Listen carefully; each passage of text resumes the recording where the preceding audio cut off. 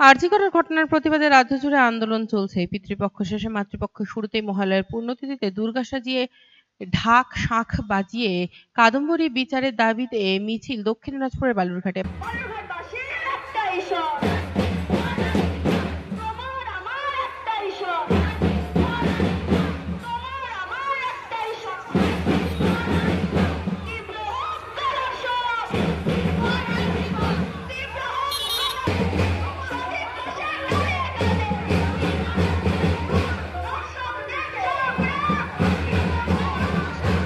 বালুরঘাট থানা মোড় থেকে মিছিল শুরু করে বালুরঘাট শহর পরিক্রমা করে বালুরঘাট হাইস্কুল মাঠে এসে প্রতিবাদ মিছিল শেষ হয়। কালো পোশাক পরে উৎসবেও আছি, আন্দোলনেও আছি এই বার্তা নিয়েই জাস্টিস ফর আরজি কর স্লোগান তুলে এদিনের এই প্রতিবাদ মিছিলটি অনুষ্ঠিত হয়।